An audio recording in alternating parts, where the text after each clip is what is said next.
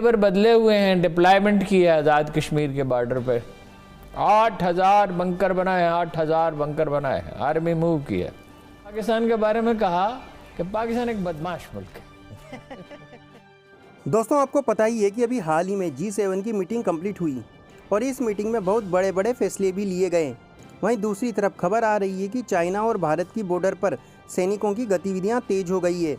अगर पाकिस्तानी रिपोर्ट की माने तो भारतीय सैनिकों ने जम्मू कश्मीर में 8,000 से भी ज़्यादा बंकर LAC से लगती हुई सीमा पर बना लिए हैं।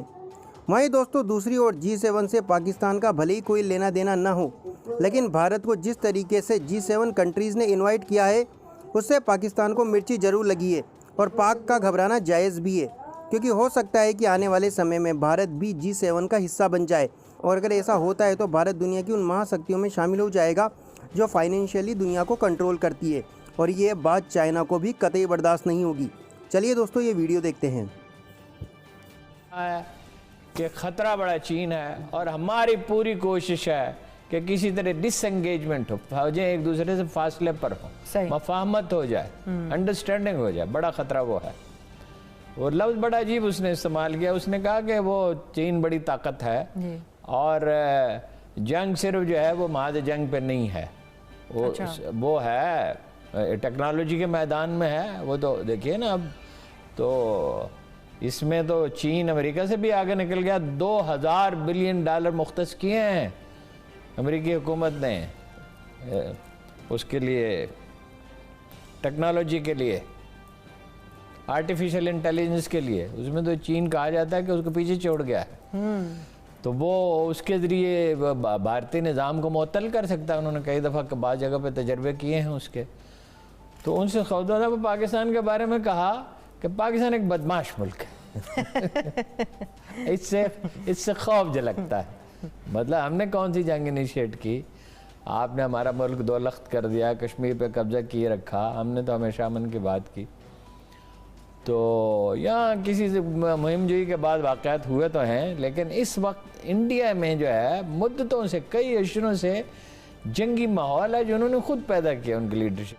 इस वक्त इंडिया के प्राइम मिनिस्टर नरेंद्र मोदी जो हैं, उनका G7 के जो यूके में अभी इजलास हो रहा है उसमें बोलना, वहाँ पे ऑस्ट्रेलिया भी है, क्या है, वहाँ साउथ कोरिया भी है, वहाँ साउथ अफ्रीका को भी बुलाया गया है एज ए गेस्ट कंट्रीज। और अगर आपको याद हो कि पहले भी Indian prime minister Narendra Modi को बुलाया था जब ये समिट फ्रांस में हुई थी, और उस वक्त फ्रांस ने अपनी इस कैपेसिटी में बुलाया था कि एज ए गेस्ट बुलाया था। और उस वक्त जो इश्यूज थे उसमें क्लाइमेट, बायोडाइवर्सिटी, ओशंस और डिजिटल ट्रांसफॉर्मेशन की बात हो रही थी। अभी भी ये इजलास जो है 2020 में तो ऑब्वियसली कोविड की सिचुएशन थी, लेकिन अभी ये जो यूके में ये सारे G7 के ममालिक बैठे हैं, वहाँ पे इंडियन प्राइम मिनिस्टर का जाना बैठना इस ह्यूज सिग्निफिकेंस फॉर इंडिया।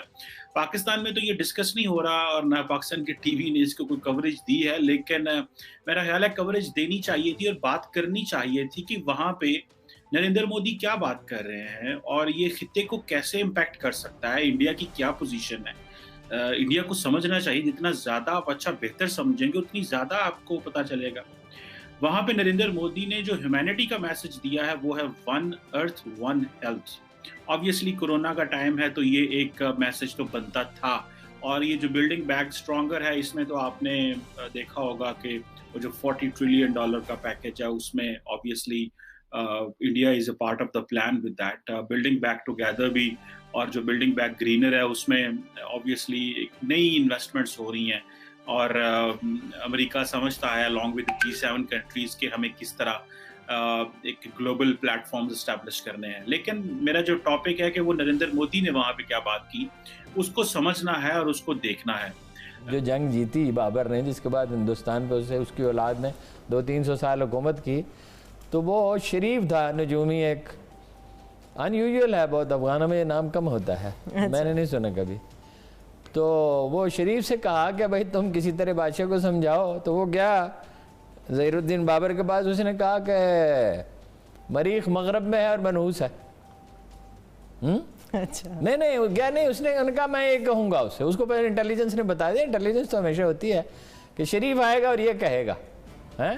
اس نے شریف کو ملاقات کا وقت ہی نہیں دیا اور اس نے کہا عرابے ہوتے تھے گاڑیاں، یہ منگولوں کی ایجاد تھی جس میں گھر ہوتا تھا پورا، اسی میں کھانے پینے کا سامان. اس نے کہا یہ خندقیں کھودو اور عرابے لگاؤ ان کے آگے اور 10,000 آدمی لڑیں گے، 2,000 آدمی تازہ دم پیچھے رہیں گے. اور سنے ہی نہیں، کسی کی کوئی بات ہی نہیں سنی اس نے.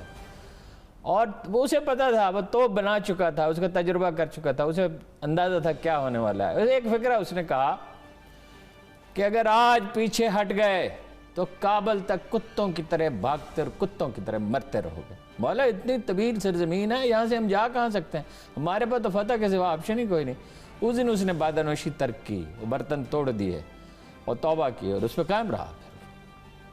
عجیب و غریب آدمی تھا. بابر کے بارے میں کہا جاتا ہے کبھی جھوٹ نہیں بولا اس نے. خامیاں بھی تھیں لیکن ہیرلڈ کہتا ہے پرنس آف آل پرنسز.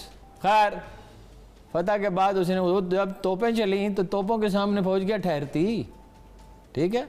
پھر 2,000 تازہ دم آدمی نے حملہ کیا جب انہیں تھکا دیا تو ظاہر فتح اس نے شکا شریف کو بلاؤ، دربار لگایا گیا. غیر معمولی بات یہ ہے کہ اس کو اتنا یقین تھا وہ دشمن کے خوفزدہ ہونے کا کہ ان کا پیچھے نہیں کیا، یہ جنگ کے اصول کے خلاف ہے. پھر کہا شریف کو بلاؤ. شریف مریخ کہاں ہے؟